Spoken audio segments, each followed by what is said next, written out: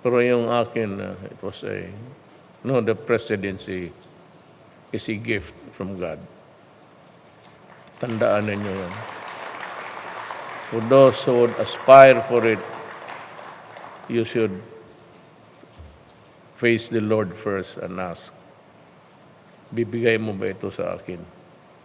And after that, if you are chosen by the people through God's intervention, then you ask, God, what do you want me to do?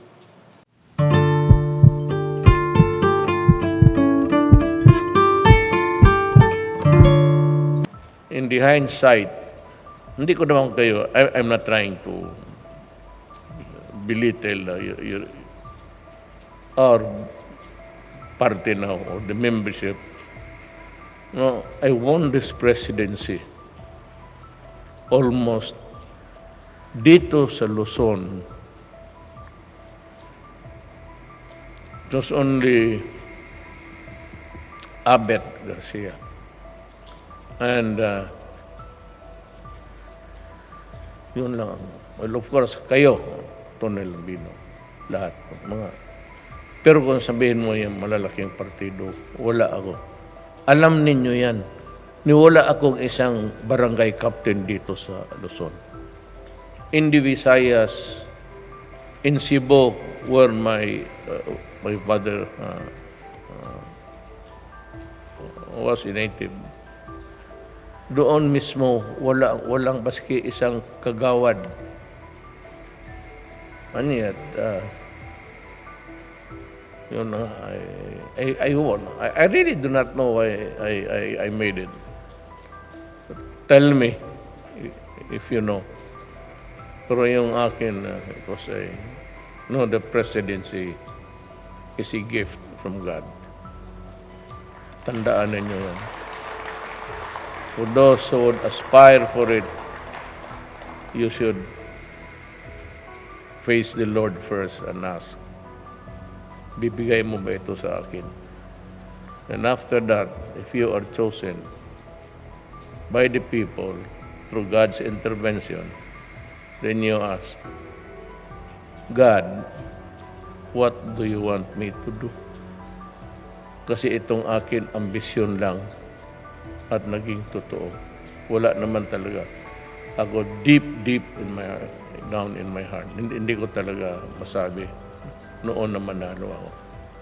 You know, all the time I was fourth.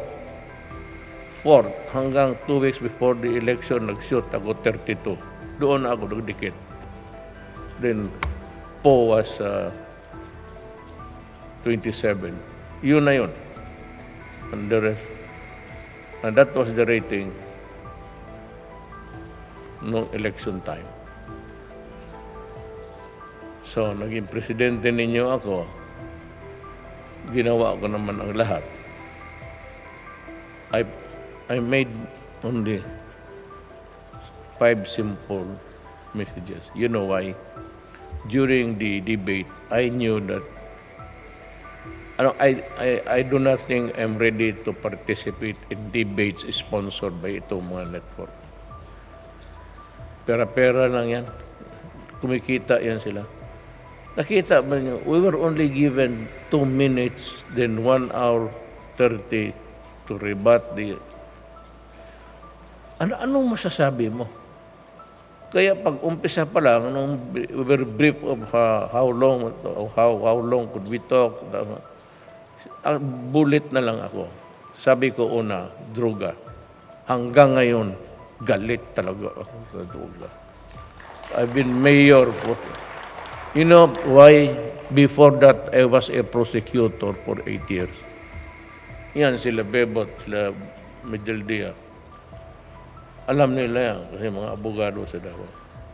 Nakita ko noon na pagdating sa trial, ang hawak ko, instead of shabu, tawas na.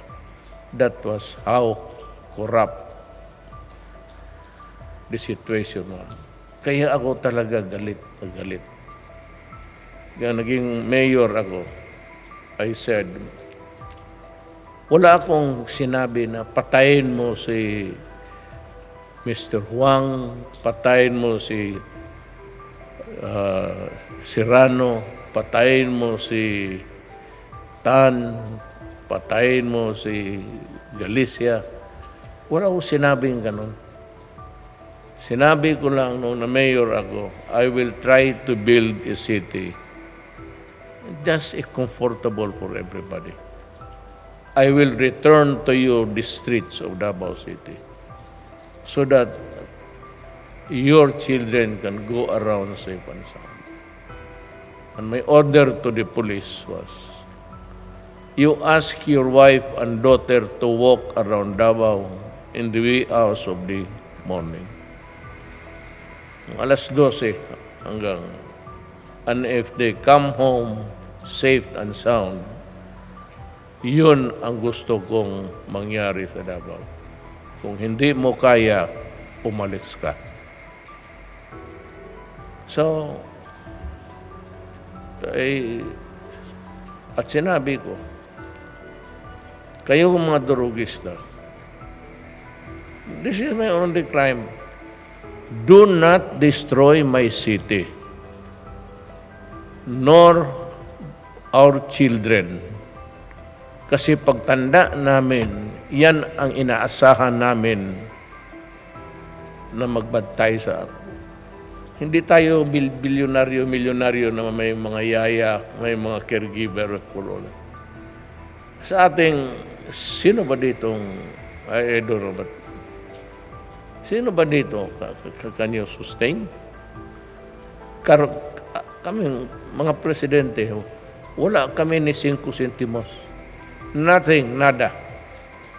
Mag-retire kami, well, ang aking GSIS, of course, with the government service ko. But sa presidency, wala. Tayo mahirap lang. Pinapaaral natin yung mga anak natin, hoping that nung matanda na tayo, may magsubo sa nanlugaw mo, pati medisina mo. And when the time comes, and it will come, na magbayad sa punerarya at magbayad sa kabaong mo at saan ka ililibing. Ganon kahirap. So do not destroy our children because I will kill you. Akin na yun. Kaya sabi ko sa mga police, lahat, security, army, just do your duty in accordance with law.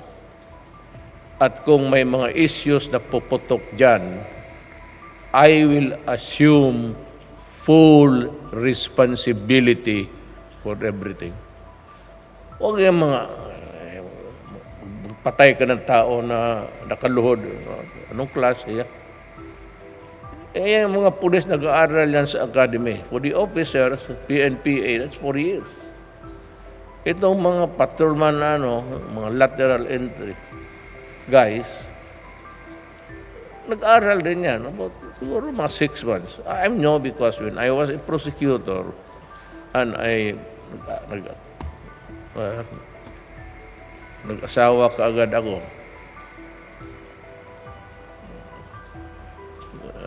Then I was forced to nag-prosecutor ako, kulang nga.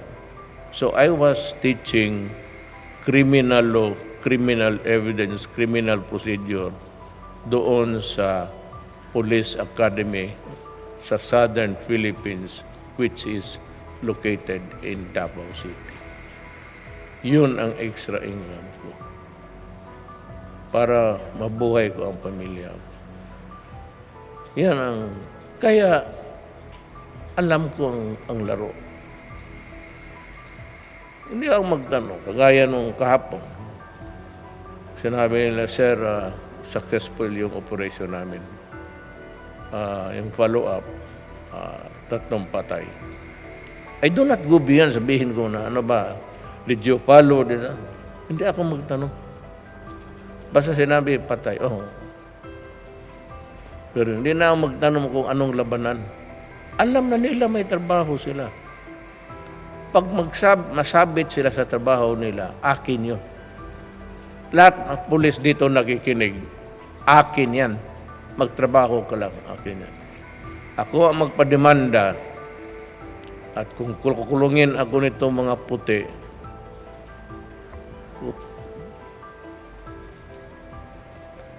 I am a Filipino. I am a citizen of this country. And if kung gusto nila kong idemanda, do it before a Philippine Court of Justice. At kung sabihin ng judge kung magkulong ako, I will gladly go inside Muntinlupa at magpamembro na ako ng sa sige-sige or bahala gang. Problema ko na yan. Akin na yan. Pero huwag mong sabihin na dalhin nila ako doon sa... Hindi lang ako makamura dito. Pero... Magkulok ko ito mga gago. Why would I... Ako, Pilipino, kaharap ko yung mga puti. Turuan ko sila ng... Yan ang... Ito, preliminary lang ito. Wala pa yung main speech.